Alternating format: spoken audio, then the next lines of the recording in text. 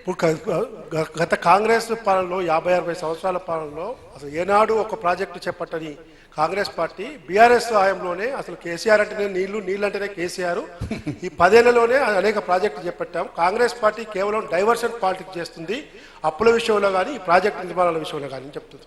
ఇప్పుడు రాములు గారు కేసీఆర్ నీళ్ళే కేసీఆర్ అనేది అబద్ధం. కేసీఆరే సారానే కేసీఆర్ అంటే ఒప్పుకోవచ్చు, సోడానే కేసీఆరే సోడా అంటే ఒప్పుకోవచ్చు.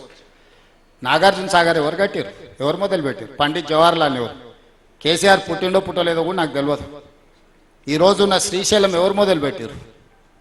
పండిత్ జవహర్లాల్ నెహ్రూ మొదలు పెట్టారు. ఉత్తర తెలంగాణలో ఉన్న ఎస్ఆర్ఎస్పి ఎవరు మొదలు పెట్టారు? పండిత్ జవహర్లాల్ నెహ్రూ గారు మొదలు పెట్టారు. జూరాల ప్రాజెక్ట్ ఎవరు మొదలు పెట్టారు? అంజయ్య గారు ఉన్నప్పుడు ఇందిరాగాంధీ గారు ప్రియదర్శిని జూరాల ప్రాజెక్టు కల్వకుర్తి ఎవరు మొదలు పెట్టిండ్రు? 2003లో చంద్రబాబు నాయుడు గారు మొదలు పెడితే 2004లో జలయజ్ఞంలో విస్తరించి పనులు చేయించారు. కోయిల్ సాగర్ కానీ ఏ ప్రాజెక్ట్ అయినా తీసుకో, కొత్తగా కేసీఆర్ మొదలు పెట్టిందే లేదు. ప్రాణైతే చెవెళ్ళు ఎవరు మొదలు పెట్టిండ్రు? పేరు మార్చి, ఊరు మార్చి, అంచనాలు మార్చి దోపిడీ చెయ్యడమే కేసీఆర్కు తెలుసు. కేసీఆర్ సొంతంగా ఆలోచన చేసి మొదలుపెట్టిన ప్రాజెక్టు మొత్తం తెలంగాణ రాష్ట్రంలో లేదు. నేను సూటిగా సవాల్ విసురుతున్నా, అసెంబ్లీలోనే చర్చ చేద్దాము. కాళేశ్వరం విషయంలో దేశంలోనే చరిత్రలో అనేక సంస్థలు పొగిడాయి. కాళేశ్వరరావు అని చెప్పి గవర్నర్ కూడా అవును కరెక్ట్ పార్టీ అబద్ధాలు చెప్తుందని చెప్పి ఇప్పుడు అదే చెప్తున్నా. అదే కాళేశ్వరమే కూలేశ్వరం అయిందని కదా చెప్పేది. అదే కదా నేను కాళేశ్వరం కుప్పగూలిపోయిన తర్వాత చుక్క నీళ్లు తీసుకోకుండా ఈరోజు హయ్యెస్ట్ ప్యాడీ పంట పండింది కదా. అంతకుముందు ఏడ ఏ ఊర్లో అన్నం తిన్నా కూడా ఈ కాళేశ్వరం నీళ్ళే అని చెప్పారు కదా. మీ అవతల సూర్యాపేటలో పోయే నీళ్లు కూడా, సాగర్ నుంచి వచ్చే నీళ్లు కూడా కాళేశ్వరం నీళ్ళు అని ఆయన చెప్పిండు కదా. 3 అడుగులు ఆయన వచ్చినాయా సార్? నోరు తెరిస్తే అబద్ధాలు చెప్పడం అనేది, అబద్ధాలే వాళ్ళ పేటెంట్ లాగా బతికిండ్రు. ఇప్పుడు ప్రజలు నిజాలు గుర్తించిండ్రు. వాళ్ళు ఏం చెప్పినా ఏం ప్రయోజనం లేదు. నేను వాళ్ళ కోసం మాట్లాడతలేను, నేను ప్రజల కోసం చెప్తున్నా.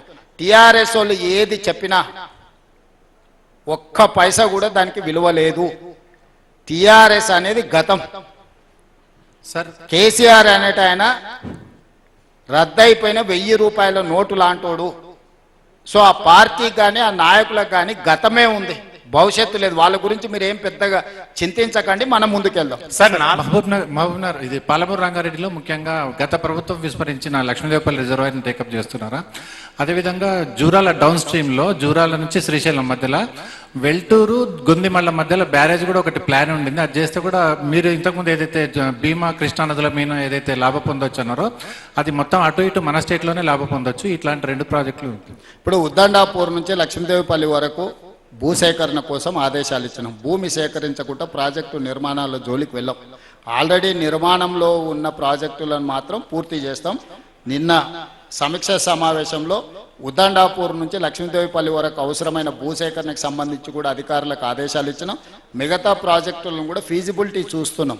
అంటే feasibility not only in construction, financial capability కూడా చూసుకోవాలి. మన దగ్గర ఉన్న ఆర్థిక వెసులుబాటు, మన దగ్గర అందుబాటులో ఉన్న నిధులను చూసుకొని పెండింగ్ ఉన్న ప్రాజెక్టులను పూర్తి చేసుకొని జాతికి అంకితం చేసి కొత్త ప్రాజెక్టులను తీసుకోవాలనేది మా ఆలోచన. అత్యవసరంగా ఉన్న వాటిని మాత్రమే కొత్త ప్రాజెక్టులను తీసుకుంటాము.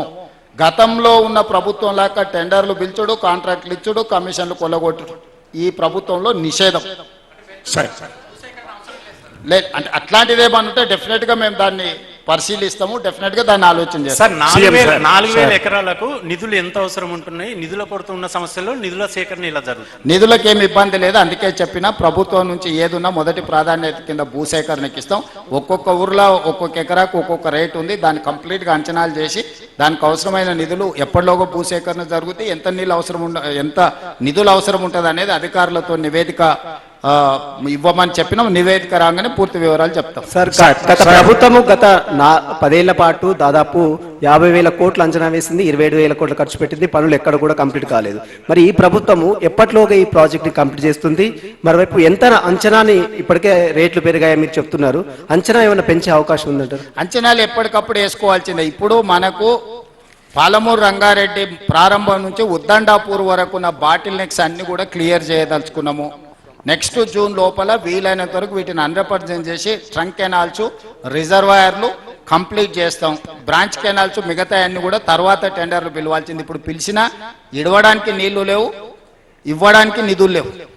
సో ఇప్పుడు ఉన్న పంపులు, లిఫ్టులు, కెనాల్స్, రిజర్వాయర్లు 100% నెక్స్ట్ 1 ఇయర్లో కంప్లీట్గా 100% పూర్తి చేసే పని పెట్టు. మా అధికారులు డిసెంబర్ జనవరి వరకు అయిపోతాయి సార్ అని చెప్తున్నారు. కానీ నేను 2027 జూన్ లోపల పాలమూరు రంగారెడ్డి, ఉద్దండాపూర్ వరకు అవసరమైన కర్వేన కానీ మిగతా అన్ని రిజర్వాయర్లను పూర్తి చేసుకుంటూ సమస్యలు పరిష్కరించుకుంటూ ఉద్దండాపూర్ వరకు నీళ్ళని తరలించే పని చేస్తాము.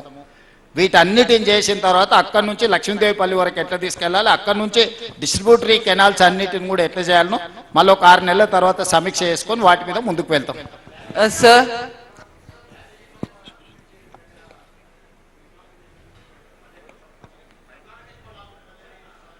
తెలంగాణకు 65%, 66% మనకు వస్తే 30-35% వాళ్ళకి అవసరం ఉంటుంది.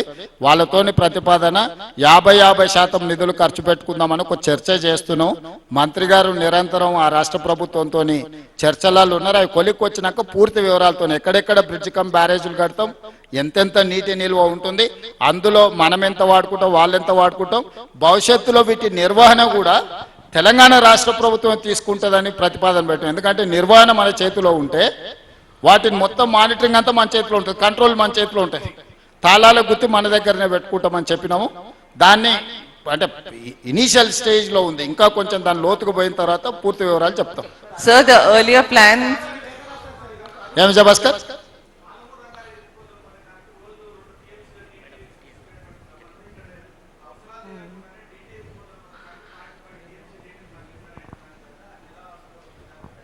అట్లాంటిది ఏం లేదు. తొందరలోనే డిండికి కూడా ఉమ్మడి రాష్ట్రంలో అనుమతి ఇచ్చిన జీవోలు పాలమూరు రంగారెడ్డి అయినా డిండికైనా అనుమతులు తీసుకోవడానికి పక్క రాష్ట్రంతో చర్చలు చేస్తున్నాం. చర్చలు సానుకూలమైన దిశగా సాగుతున్నాయి. తొందరలోనే మీకు ఒక మంచి వార్త వినిపిస్తా. 90 టీఎంసీలు పాలమూరు రంగారెడ్డి ఎత్తిపోతలకు నీటి కేటాయింపులు, 20 టీఎంసీలు డిండి ప్రాజెక్ట్ ఎత్తిపోతల కోసం నీటి కేటాయింపులను ఆంధ్రప్రదేశ్ రాష్ట్రంతో చర్చలు చేసి ఈ సమస్యను సానుకూలంగా పరిష్కరించుకోవడానికి ముందుకు వెళ్తున్నాం. చర్చలు బాగా ముందుకు వచ్చినాయి. తొందరలోనే మీకు ఆ శుభవార్త వినిపిస్తా. ఎవ్వరికి నష్టం జరగనేను, నేను ఉన్నప్పుడు ఈ జిల్లాకు అసలే నష్టం జరగదు. అపోహలు సృష్టించే వాళ్ళ అపోహల జోలికి పోకండి. ఇవన్నీ కూడా అప్పట్లోనే మంజూరైనాయి. నిజంగానే పాలమూరుకు వాళ్ళు ఆ న్యాయం చేసేటోళ్ళు ఉంటే ఎందుకో రద్దు చేయలేదు, టెండర్లు ఎందుకు పిలిచారు? సో దేనికి కావాలన్నా ఉన్నాయి కంప్లీట్ చేసుకొని వీటిని వినియోగంలోకి తెచ్చుకొని ఇప్పుడు 10 లక్షల ఎకరాల ఆయకట్టుకు ఆనాడు కాంగ్రెస్ పార్టీ ఇచ్చిన నీళ్లు 10 లక్షల ఎకరాల ఆయకట్టు ఉంది. ఇప్పుడు ఉన్నాయి పూర్తి చేసుకుంటే ఇంకొక 16 లక్షల ఎకరాల ఆయకట్టుకు నీళ్లు వస్తుంది. 26 లక్షల ఎకరాల ఆయకట్టుకు పాలమూరు జిల్లాలో మనం నీళ్లు ఇచ్చుకోగలిగితే మన జిల్లా సస్యశ్యామలం అవుతుంది. గోదావరి జిల్లాలో కూడా మనల్ని చూస్తే అసూయపడే పరిస్థితి వస్తుంది పాలమూరు జిల్లా మీద.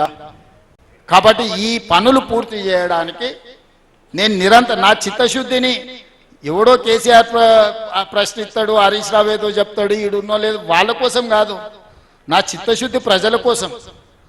నేను ఇక్కడి నుంచి వచ్చిన నాకు తెలిసి ఇక్కడ ప్రజలు ఏం కోరుకుంటారు, ప్రజలకు ఏం చేయాలనేది. సో నేను నా బాధ్యతను బాధ్యతాయుతంగా నెరవేరుస్తా. నేను వాళ్ళలాగా కమిషన్ల కోసం కాంట్రాక్ట్ల కోసం పనిచేస్తుంది కాదు. 20 ఏళ్ళు మీరు నన్ను చూసారు ఈ జిల్లాలో. ఏ ఒక్క రోజన్నా జిల్లా పరిషత్ మెంబర్ నుంచి ముఖ్యమంత్రికి ఈ జిల్లాలో ఇన్ని వేల కోట్ల రూపాయల కాంట్రాక్ట్ జరిగిన ఏ చిన్న ఆరోపణ నేరడని వచ్చిందా? మీరే కదా సాక్షి, మీరే కదా. 20 ఏళ్ళ ఎవరైనా ఏ కాంట్రాక్టర్ అయినా ఎవరితో అయినా చిన్న లాలూచి కానీ ఎవరితోనైనా మాట్లాడిన సందర్భం అని ఉందా? ప్రతిపక్షంలో ఉన్న ఆ రోజు ఉన్నోళ్ళు కూడా ఎప్పుడైనా నా మీద ఆరోపణ చేసిరా? అన్ని పార్టీల నాయకులతో నాకు ఏదో వివాదం ఉండేది రాజకీయాలలో, కానీ ఎప్పుడన్నా వచ్చిందా? ఈ రోజు కూడా చిత్తశుద్ధితోని పనులు పూర్తి చేస్తాము.